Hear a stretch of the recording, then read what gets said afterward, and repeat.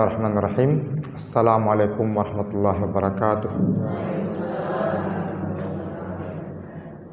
Asbahna subhanallah walhamdulillahi la syarikalah la ilaha illallah.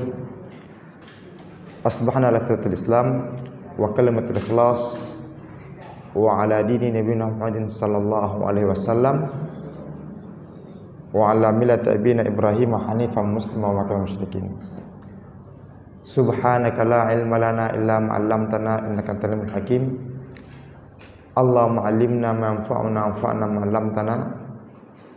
Allahumma ati nufusana taqwaha wa zakkiha anta khairum man zakkaha anta waliyuha laha. Rabbi shrah li sadri wa yassir li amri wa hlul 'uqdatam min lisani yafqahu qawli. Rabbana zidna ilma warzuqna fahma. Allahumma la sahla illa ma ja'altahu sahla wa anta taj'alul hazna idza syi'ta sahla. Mengawali kajian duha pagi ini, saya mendoakan untuk ibu-ibu jamaah dan saya pribadi sekalian, tibutum wa taba mansya'ukum wa tabawwa'tum minal jannati manzila. Semoga kita selalu baik dan sehat-sehat selalu, dan baik pula tempat nanti kita dibangkitkan di akhirat kelak, dan mudah-mudahan kita menyiapkan satu tempat di surga insyaallah. Amin. Baik, ibu-ibu sekalian yang rahmati Allah, ini enggak ada bapak-bapak ya. Ini ibu-ibu semuanya. Dalam pagi ini kita akan coba mengetengahkan tentang pentingnya tadbirul waqti ataupun manajemen waktu. Jadi sebagai seorang muslim yang mana Al-Quran banyak menurunkan tentang pesan-pesan tentang waktu, tapi kita terkadang terledor ataupun melalaikan masalah waktu ini. Cobalah tengok dalam pesan-pesan Al-Quran, Allah sering bersumpah dengan waktu. Wadduha, waktu duha ini ya. Waktu duha kita sebenarnya waktu yang istijabah untuk berbanyak doa juga ya. Ini masih awal duha ya, tapi yang bagus duha itu nanti di sekitar jam 9 sampai jam 10. Lalu ketika Allah bersumpah dengan wal laili, demi malam, wal fajri, waktu fajar, itu juga tentang waktu.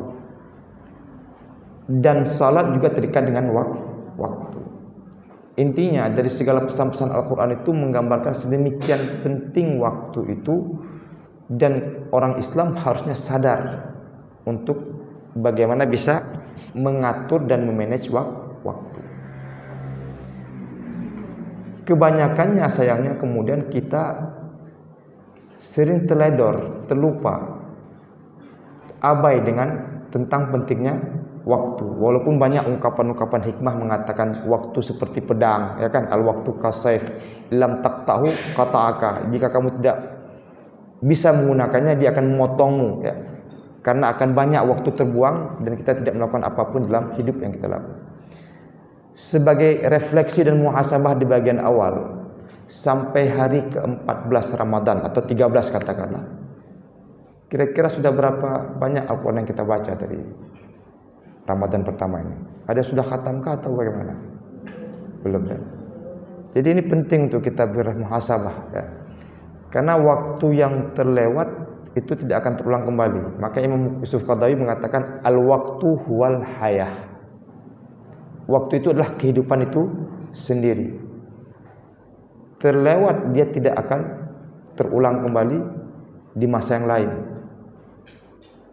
Ramadan yang sudah kita lalui ini tidak akan terulang lagi dari awal. Bersyukur kita berkesempatan masuk di bulan Ramadan ya. Karena ada banyak orang yang merindukan Ramadan tapi tidak dapat berjumpa dengan Ramadan. Makanya kenapa dianjurkan kan, berkahilah kami di bulan Sya'ban, sampaikanlah kami ke bulan Ramadan dan sebagainya. Itu yang pertama. Yang kedua, waktu jugalah nanti akan dihisab ketika kita di akhirat kelak. Waktu sesuatu yang akan dihisab dan dipertanyakan tentang hidupmu, tentang umurmu, kemana kamu sudah habiskan, dan apa yang sudah kamu gunakan. Jadi ini perlu kita bermuhasabah ya. Waktu kita itu kemana kita gunakan? Apakah pada hal yang bermanfaat ataukah pada hal yang justru melenakan kita? Jadi sangat penting masalah waktu ini menjadi perhatian kita bersama. Nah, hadirin dimuliakan Allah. Jadi manajemen waktu ini, tadbirul waktu, sudah jadi pembahasan penting dalam kajian-kajian muslim kontemporer sekarang. Karena kaum muslimin juga harus melek waktu, harus sadar dengan waktu yang dia gunakan itu. Apa? Ya. Mungkin suaranya agak. Jadi saya selalu berkeyakinan bahwa yang bisa menyelesaikan banyak pekerjaan itu adalah orang yang sibuk. Jadi usahakanlah untuk gunakan waktu sebaik-baiknya itu dengan menyibukkan diri. Oke.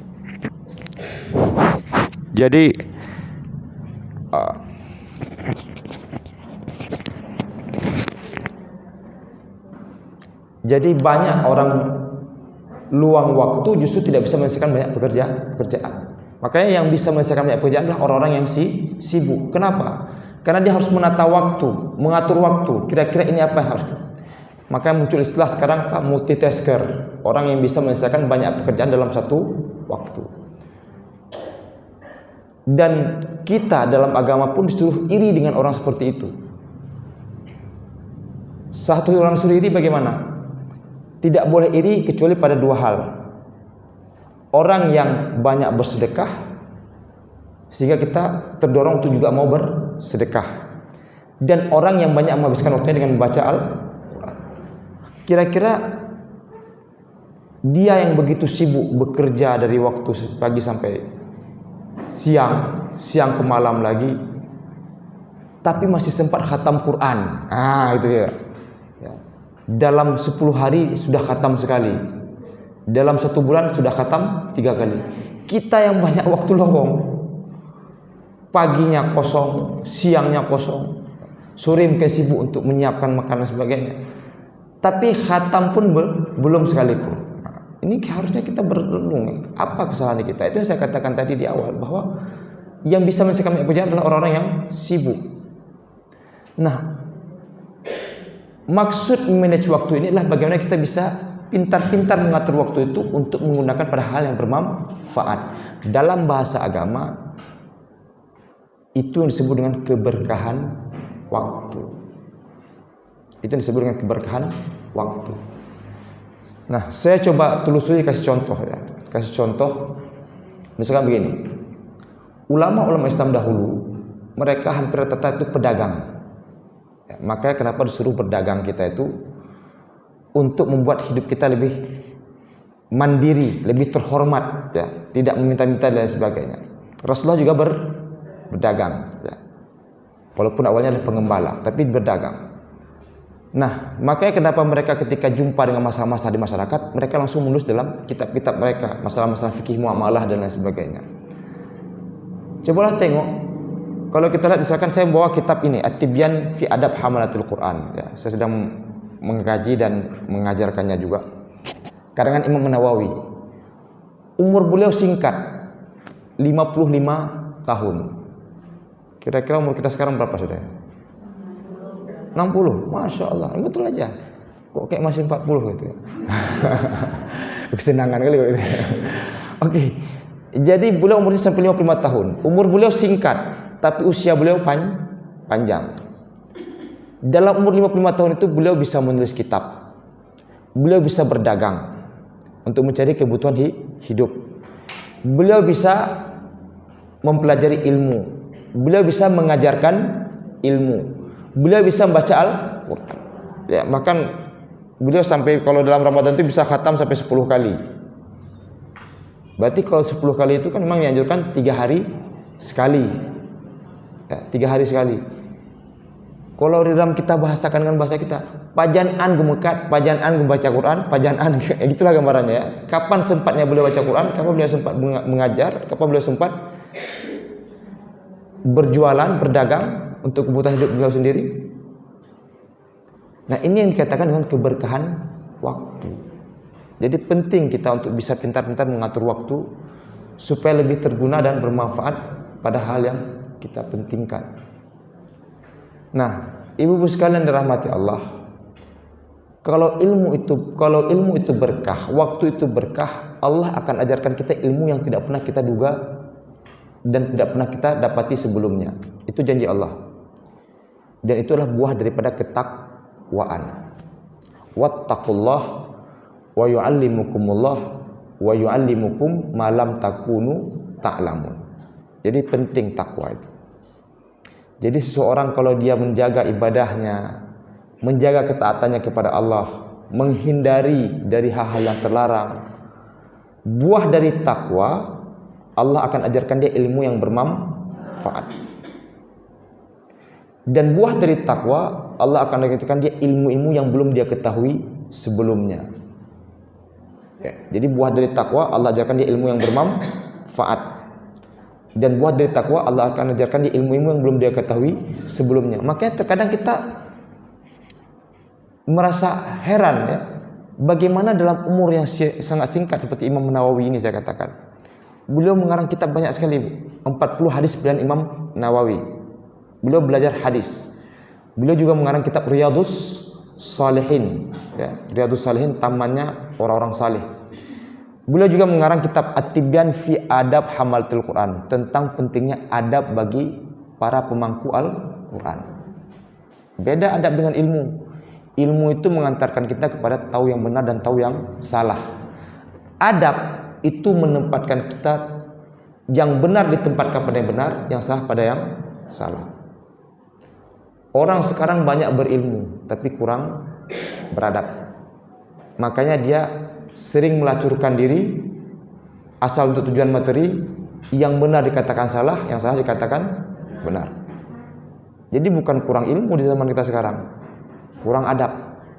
Ya, ilmu sudah tinggi, tapi adabnya kurang. Kenapa? Karena ilmu itu mengantarkan kita tahu mana benar dan mana yang salah. Ma yufidul qat'al jazim, kalau dalam definisi ta'rifat, gitu ya. Bisa mengantarkan kita kepada keyakinan, tahu benar dan tahu yang salah.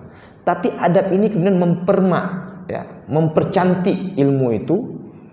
Kita tahu menempatkan yang benar pada yang benar, yang salah pada yang salah. Kalau tidak ada adab, ilmu yang kita punya bukan justru memberi manfaat, bahkan mudarat. Kenapa? Yang penting asal dapat materi, salah pun kita anggap benar, benar kita anggap salah. Ini yang terjadi di zaman sekarang ini. Terbolak-balik semua ini. Zaman sekarang kan terbolak-balik semua ini. Nah, ibu-ibu sekalian rahmati Allah, ini yang saya katakan kembali tadi, keberkahan ilmu ya. Seperti Imam Nawawi ini. Beliau juga mengarang kitab fikih, Minhajut Talibin, Rawdatul Talibin, yang cukup banyak sebagainya. Bagaimana mereka bisa mengatur waktu itu? Nah, yang saya dapati rata-rata salafus saleh itu menyelesaikan bacaan Al-Quran itu sebelum waktu subuh. Berarti mereka mungkin bangun lebih awal untuk itu. Dan ini agak berat ya.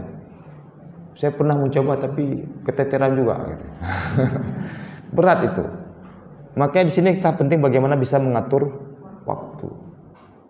Dan harus disiplin dengan waktu yang kita buat itu. Ada banyak misalkan orang buat jadwal hari ini gitu ya. Misalkan mungkin ibu-ibu pagi menyiapkan ini, memasak dan sebagainya atau.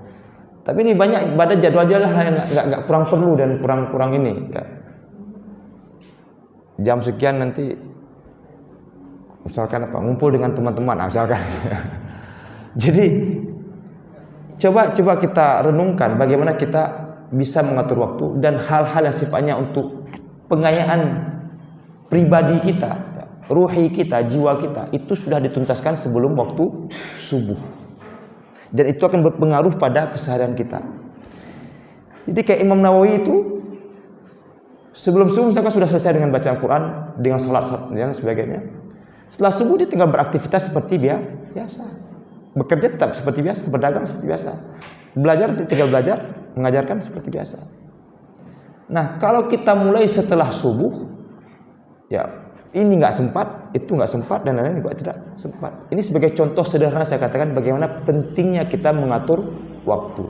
Dan karena dia tadi senantiasa menjaga ketaatan, ketakwaan, Allah ajarkan dia ilmu yang bermanfaat. bermanfaat. Dan Allah ajarkan dia hal-hal yang tidak pernah dia ketahui sebelumnya. Makanya ulama-ulama dahulu itu bukan hanya satu bidang saja, Bu. Mereka menguasai banyak bidang ilmu. Imam Nawawi ahli dalam bidang hadis, ya. Ahli dalam bidang tasawuf juga, ya. Ahli dalam bidang tazkiyatun nufus juga, ya. Pembersihan jiwa. Ahli dalam bidang fikih juga, ya. Kalau sekarang kita coba cari mana orang yang bisa menguasai banyak disiplin ilmu, jarang. Ya, ini yang saya katakan kenapa kita harus berkaca dengan ulama-ulama dahulu tentang pentingnya keberkahan waktu.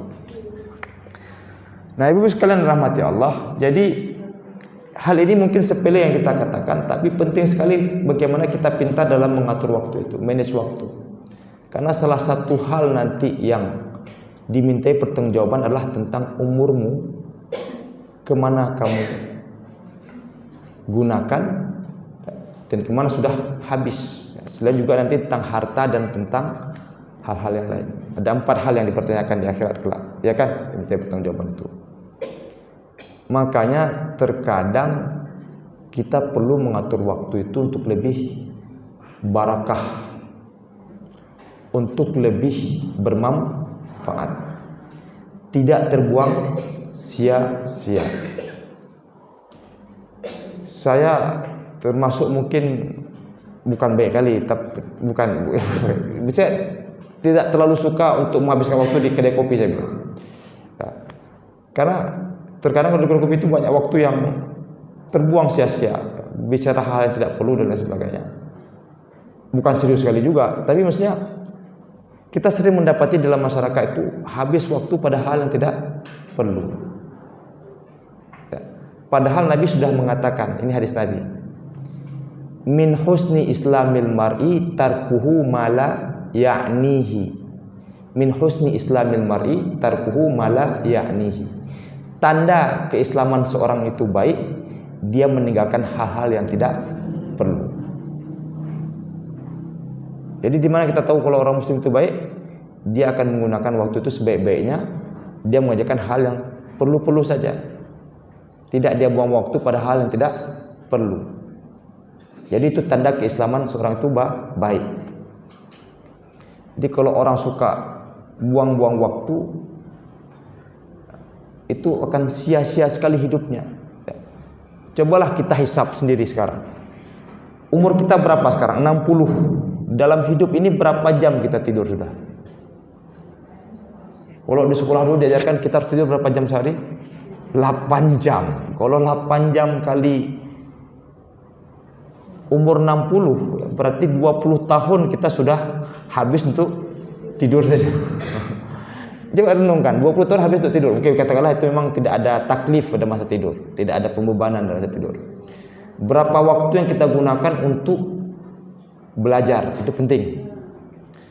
Nggak ada waktu terlambat untuk belajar, Bu. Belajar itu sampai ke liang lahat. Mungkin katakanlah waktu Musa muda kita terlewatkan masa belajar, tapi di masa tua masih kesempatan untuk belajar. Nggak ada waktu terlambat. Ya, yang penting kita mau mempelajari ilmu. Berapa banyak kita gunakan waktu untuk belajar? Berapa banyak untuk kita mendengar ta'lim? Berapa banyak waktu kita gunakan untuk baca Al-Quran? Padahal untuk fadilah baca Quran, kita pun nggak baca, mendengar saja tetap dapat pahala kebajikan. Tapi berapa banyak orang yang mau menggunakan waktu itu untuk mendengar baca Quran dan sebagainya. Jadi ini perlu kita muhasabah, Bu.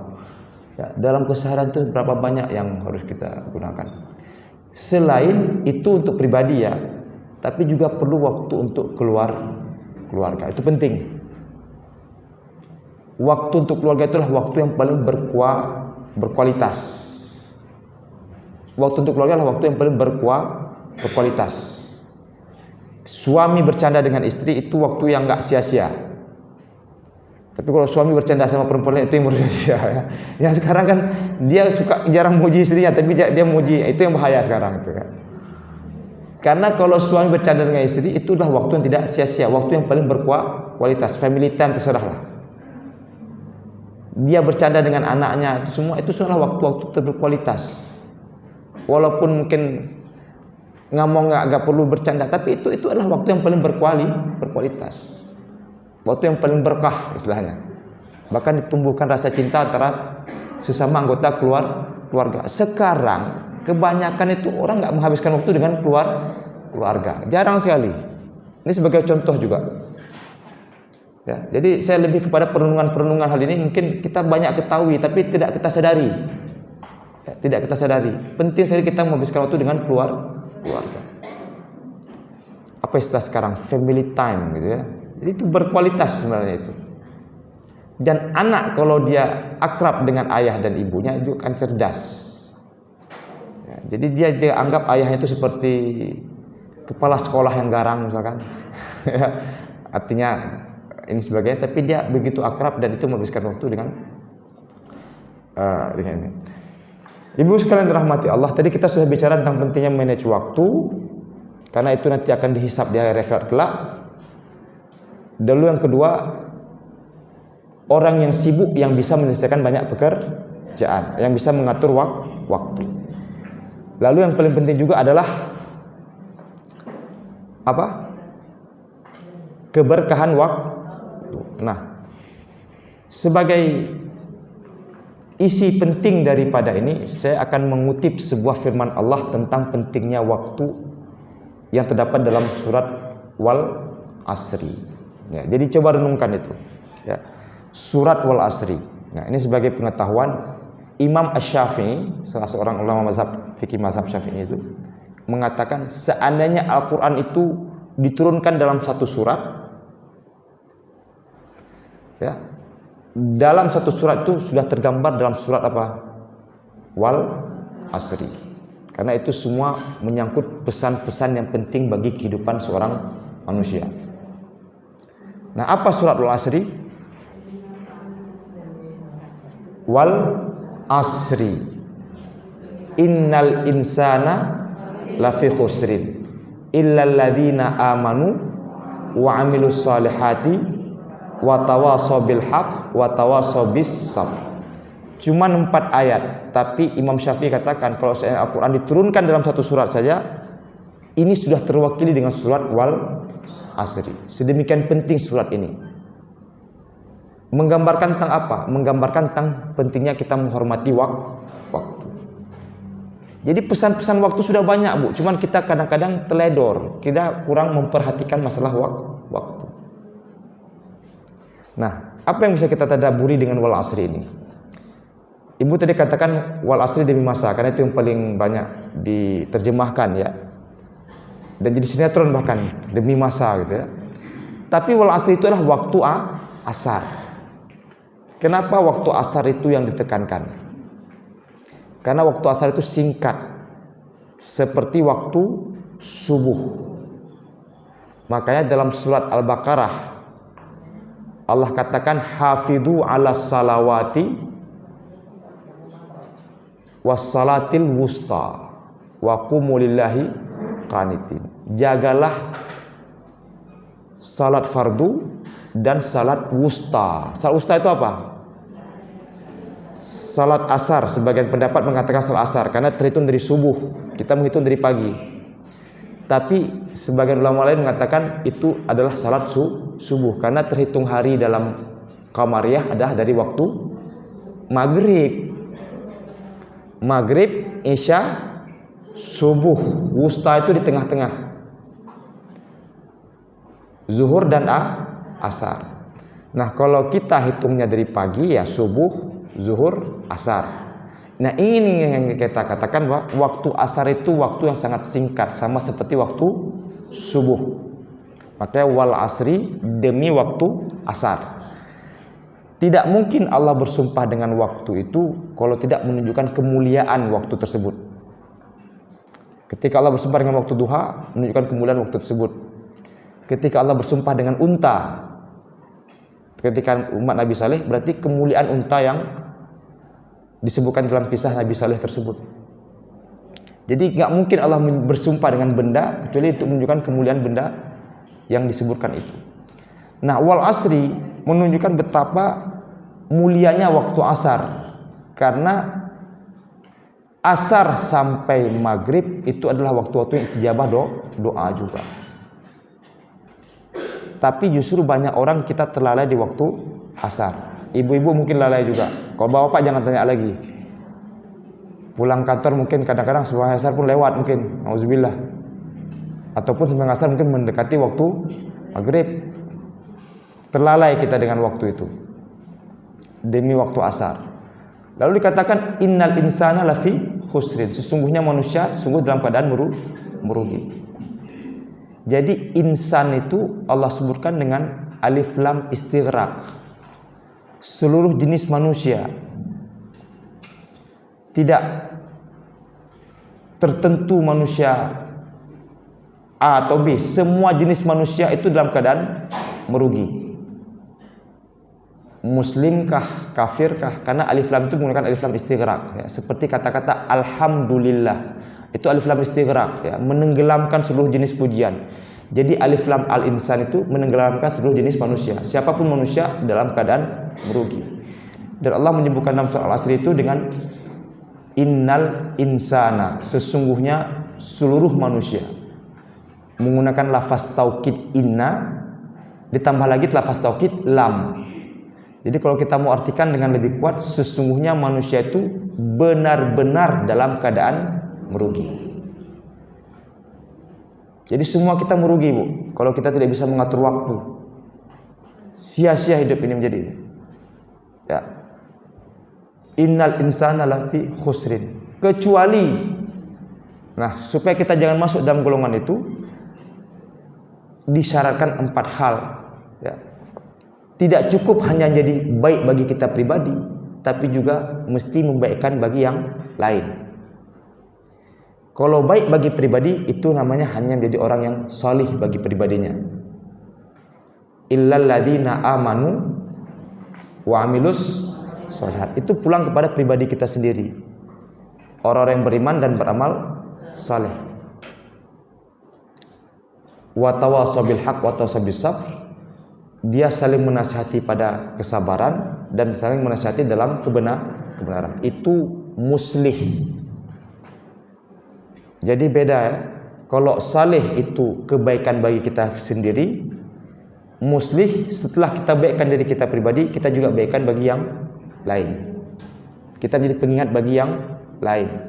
Jadi harus ada usaha seperti itu. Ibu-ibu seperti ini yang sudah banyak ikut pengajian-pengajian, mudah-mudahan sudah baik bagi pribadi. Nah, bagaimana juga bisa membaikkan bagi yang lain, supaya jangan termasuk golongan orang-orang yang merugi. Nah, jadi watawasaw bil haqq watawasaw bis sabr, senantiasa bersehat, berwasiat pada kebaikan dan senantiasa berwasiat pada kesabaran. Nah, ibu-ibu sekalian, itu di gambaran umum yang saya bisa sampaikan tentang pentingnya memanage waktu. Jadi muslim dan manajemen waktu. Bahkan sekarang sudah terbit buku itu. Ya. Manajemen waktu muslim. Ya. Termasuk karangan seperti banyak ulama-ulama Mesir dan sebagainya. Sebenarnya kenapa ditekankan hal itu? Karena kita sekarang sering ya, terledor tentang keutamaan waktu. Dalam keseharian misalkan saja, ada waktu-waktu yang kita disuruh tuntut untuk cerdas mensikapi waktu itu, diisi dengan hal yang bermanfaat. Waktu subuh fajar, waktu duha, waktu sepertiga malam, ya kan? Dan juga hari-hari yang penuh dengan keutamaan, misalkan 10 malam akhir bulan Ramadan, 10 hari awal bulan Zulhijjah. Itu lagi-lagi berkaitan dengan waktu. Tapi kalau orang tidak ada ilmu, tidak tahu, dia tidak bisa memanfaatkan waktu-waktu yang utama seperti itu, waktu-waktu fadilah. Jadi berlalu waktu, tidak ada perbaikan bagi dirinya. Terlewat waktu secara sia-sia. Tapi kalau dia tahu memanfaatkan waktu dengan baik, dia bisa manage waktu. Dia akan bisa gunakan waktu itu dengan sebaik-baiknya. Ini apa harus saya kerjakan? Ini apa harus saya kerjakan? Ya, tidak harus dia rigid ya, tidak harus dia kaku. Biasa kalau orang sudah mengatur jadwal itu, kadang-kadang kaku dia. Sampai menitnya ditulis juga gitu ya. Atau mungkin detiknya 17, 15 sampai sekian gitu. Tidak harus seperti itu, tapi harusnya tergunakan waktu itu pada hal yang bermanfaat sehingga memberkahi usianya. Itulah yang penting, keberkahan waktu. Moho yang menggunakan wadayan tidak pada hal yang sia-sia. Nah, alhamdulillah kalau ibu ikut pengajian ya, seperti di sini, mudah-mudahan minimal setiap hari ada isi pengajian, ada isi taklim. Maka waktu yang digunakan juga sudah jelas. Cuman di sisa waktu lain itu tergunakan pada hal yang bermanfaat tidak? Kemana kita gunakan waktu-waktu yang lain itu? Apakah pada membincangkan hal yang perlu atau hal yang tidak perlu atau bagaimana? Ya. Jadi disitulah penting untuk kita memanage waktu dengan baik, dengan cerdas, sehingga selalu kita gunakan pada hal yang bermanfaat. Ibu sekalian dirahmati Allah, ya. Sebagai penutup mungkin dari pengantar kajian kita tentang Muslim dan manajemen waktu ini, ya, yang harus kita pahami bersama dari seorang Muslim adalah tidak ada yang sia-sia dari apa yang dia kerjakan. Tidak ada sia-sia dari apa yang dia kerjakan. Jadi ketika dia melakukan kebaikan, Allah berikan keberkahan. Ketika dia luput dan salah, dia minta ampun, juga Allah hapus segala salah dan dosa. Jadi nggak ada yang sia-sia dari seorang mukmin itu. Kalau dapat sebuah kenikmatan dia bersyukur, kalau dapat sebuah musibah dia bersabar. Juga nggak ada sia-sia dari seorang mukmin itu. Makanya jangan kita berputus asa atau berkecil hati, karena semua yang kita gunakan itulah sesuatu yang bermanfaat dan mengandung kebaikan. Jadi itu yang membedakan kita sekali dengan ini. Jadi tidak pernah kita melihat pada penyesalan masa lalu. Kalau ada kesalahan di masa lalu, perbaiki sehingga sisa hidup menjadi lebih baik. Oh man, telah menyesal sekali saya ini. Telat kali saya ikut pengajian. Sering ibu Muslim mengatakan begitu. Kalau tahu saya ada dulu kan saya sudah mengamalkan seperti ini. Tidak ada waktu untuk menyesal ibu sekalian, karena tidak ada sia-sia dari hidup seorang mukmin. Semua yang kita lakukan adalah sebuah kebaikan. Kalau ada yang tersilap di masa lalu, perbaiki, islah, perbaiki diri, tuntun dan tata menjadi lebih baik. Ya, makanya tadi saya tanyakan umurnya berapa. Cuman kalau dalam Al-Quran dikatakan yang paling penting itu di umur berapa? 40. Al-Quran sendiri mengatakan usia 40 itu usia yang paling penting bagi kehidupan seorang manusia. Ya, karena di umur 40 itu kita menghitung mundur. Umur kita bertambah, usia kita berkurang. Tambah umur walaupun dibilang ulang tahun dan sebagainya, tapi yang kita jalani adalah sisa kehidupan. Karena kita semua punya masa expired, ya, punya masa durasinya berapa. Makanya kenapa disuruh kita perbanyak doa di umur 40 itu, ya. Nanti coba ibu buka dia surat Al-Ahqaf juz 26, ya. Al-Ahqaf juz 26 ayat ke-15. Apa doanya? Ada yang tahu nggak? Supaya kita berkah usia, berkah waktu kita. Al-Ahqaf. Google. Hah? Ayat 15. Hah?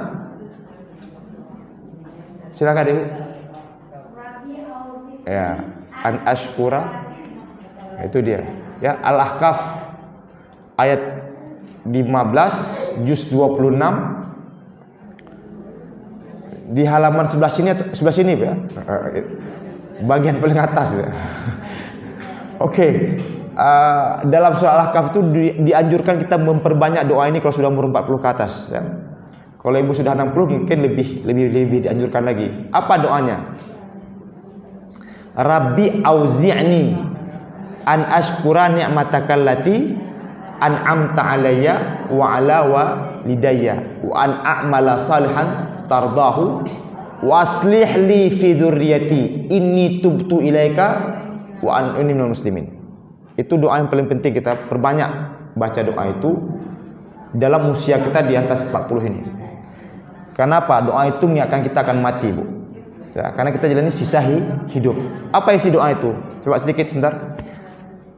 Ya Allah ya Tuhanku, gerakkanlah hatiku untuk mensyukuri nikmat yang engkau anugerahkan kepadaku dan kepada kedua orang tuaku. Gerakkanlah hatiku untuk senantiasa mensyukuri nikmat yang kau anugerahkan kepadaku dan kepada kedua orang tuaku. Wan a'mala salihan tardah, dan gerakkanlah hatiku untuk beramal saleh yang engkau ridai. Jadi kita mudah melakukan kebajikan.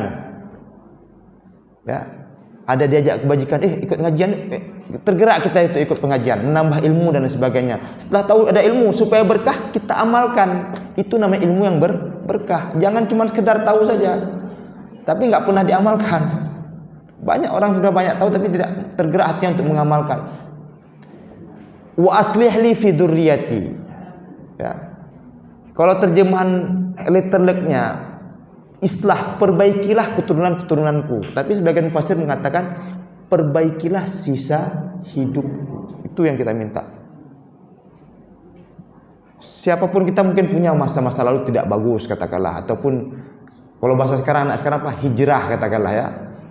Nggak usah penyesali bu, karena justru lebih bagus orang yang sadar kemudian dan dia tidak mengulangi lagi kesalahan di masa lalu, ketimbang ada mungkin orang awalnya baik tapi kemudian menyesal dia mau merasakan yang buruk, itu lebih parah lagi. Dulu kisah Bani Israel, ada seorang pendosa yang suka membunuh orang itu. Dia ingin bertobat, dia sampai tanya kepada para ulama Bani Israel, bilang dia nggak ada jalan untuk tobat bagimu, neraka tempatmu. Dia nggak boleh seorang ulama menghukum untuk itu karena itu hak Allah. Akhirnya dia ketemu dengan seorang mengatakan, kamu pergi keluar dari negeri ini, kampung ini, jumpai seorang ulama sana, cari cara bertobat. Nah, dalam perjalanan dia menuju ke sana, ternyata dia meninggal. Ya, sampai diukur berapa langkah dia dari tempat itu dengan menuju ke tempat sana. Dan ternyata Allah Maha berkuasa dan Allah mengampuni dosa-dosa yang pernah dia lakukan. Jadi kita penting memohon pada Allah itu, wa aslih li fi dzurriyyati. Ada kesalahan masa lalu yang kita lakukan, ada kelalaian, keteledoran, terbuang waktu pada hal yang sia-sia, duduk pada hal yang nggak perlu, ngobrolin hal yang nggak perlu, apa istilahnya, ngerumpi ke hal yang nggak perlu. Ngerumpi itu bahasa sederhananya, tapi kalau bahasa agamanya menggunjing, itu yang paling banyak, ya kan? Menggunjing itu kan hibah kan? Ngobrolin si ini begini-gini, oh iya ya gitu kan, udah mulai duduk dengan rapi lah dan sebagainya, panjang lah. Jadi kita minta sama Allah untuk Allah perbaiki sisa hidup yang kita ini kan. Wa aslih li fi dzurriyyati, perbaikilah sisa hidupku.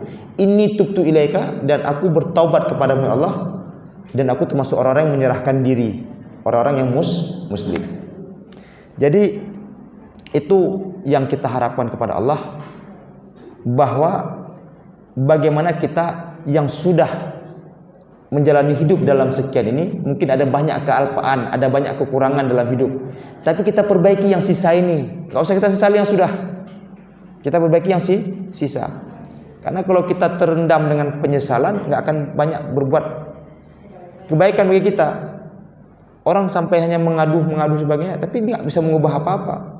Justru yang sudah itu dilupakan, kita perbaiki di sisa hidup menjadi lebih baiknya. Itu nanti supaya kita harapkan menjadi keberkahan waktu. Keberkahan itu apa? Al-barakah itu al-khairul katsir. Sikit tapi Allah lipat gandakan menjadi banyak. Itu dia. Al-barakah itu al-khairul katsir. Sikit tapi Allah lipat gandakan menjadi banyak. Kayak Imam Nawawi tadi, sempat beliau belajar, sempat beliau mengajar, sempat beliau berdagang, sempat beliau baca Quran, sempat beliau beribadah dan sebagainya. Kita yang punya waktu sama kayak Imam Nawawi juga, kok nggak sempat. Nah itulah kan itu ya. Quran nggak sempat, sholat duha nggak sempat, kumpul keluarga nggak sempat, ngurumpi yang sempat. Nah itulah kayaknya. Jadi itu harus kita renungkan bersama. Ya. Kita harus perbaiki diri menjadi lebih baik, ya. Hidup dalam komunitas yang lebih baik dengan aura yang lebih positif, supaya kita bisa memperbaiki diri kita sendiri dan juga bagi orang lain. Itu wa tawassaw bil haq wa tawassaw bis sabr. Waktu kita lebih berkah, dan belajarlah kepada teladan para ulama-ulama dahulu. Ya. Saya kebetulan suka membaca biografi ulama-ulama dahulu itu, Karena saya terkagum-kagum membaca biografi ulama dahulu itu. Rata-rata mereka umurnya nggak panjang, Bu. 48, 55, 50. Ya, mereka sudah meninggal. Tapi mereka meninggalkan kitab khazanah ilmu yang begitu banyak. Dan kalau kita lihat biografi rata-rata berdagang. Mereka lebih memilih berdagang itu untuk jalur memenuhi kebutuhan hidupnya. Ya, karena dalam berdagang itu berkah, Bu. Ya, dibuka 99 pintu rahmat. Tapi kalau dia berlaku curang, dia juga termasuk yang pertama dikecam. Ya, wailul lil mutaffifin. Jadi saya terkagum melihat ulama-ulama dahulu itu. Nanti kalau ibu mau cari buku itu, manajemen waktu. Baru sudah terjemahkan, tapi bahasa Arab tuh. Ya. Tadbirul waktu itu, manajemen waktu Muslim sudah terjemahkan dalam bahasa Indonesia. Artinya bagaimana pentingnya seorang Muslim itu mengatur waktu pada hal yang bermanfaat. Dan kayak ulama-ulama dahulu, untuk kebutuhan gizi dirinya itu sudah selesai sebelum waktu subuh. Mulai dari salat malam kah, baca Quran kah, doa dan sebagainya itu sebelum waktu subuh. Sehingga ketika setelah itu dia hidup bermasyarakat sudah nggak ngaruh lagi dengan itu. Kenapa? Karena sudah dia isi dengan baik di malam hari. Kita karena kurang ibadah malamnya dan kurang Qur'annya itu, sehingga ketika tergabung di dalam masyarakat susah kita menimbang. Kenapa? Karena tidak cukup gizi itu ya, gizi untuk jiwa ya. Bukan gizi untuk diri kita, gizi untuk jiwa sebagai penangkal daripada hal-hal yang buruk dari dalam kehidupan ini. Jadi saya kira mintalah selalu sama Allah agar Allah berikan keberkahan waktu kita dalam kehidupan yang kita lakukan, walaupun singkat ada banyak kebaikan. Dan keberkahan itu Allah nanti akan lipat gandakan keberkahan itu. Umur kita mungkin katakanlah 60, 70 ya, mungkin 12, 80 dan sebagainya. Tapi sebaik-baik mukmin kata Nabi, man tala umruhu ya, wa kathura khairuh. Jadi panjang umurnya tapi juga amalannya bagus. Jangan kita panjang umur tapi terbuang sia-sia. Atau mungkin katakanlah izin Allah ternyata umur kita singkat tapi usia kita panjang seperti ulama-ulama dahulu. Kenapa bisa usianya panjang? Siapa yang kenal Imam Nawawi?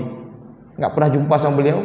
Beliau hidup di abad ke-6 Hijriah dulu ataupun 8 abad yang lalu. Tapi semua orang sebut Imam Nawawi kan gitu kan. Ustadz ini buka Riyadhus Shalihin. Karangan siapa? Imam Nawawi. Orang baca kitab mazhab Syafi'i Minhajut Talibin, karangan siapa? Imam An-Nawawi. Umur beliau hidup cuma 55 tahun.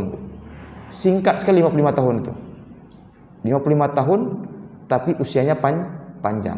Sampai 8 abad sampai sekarang orang masih membaca dan menelaah karya Imam An-Nawawi. Seperti yang saya bawa ini.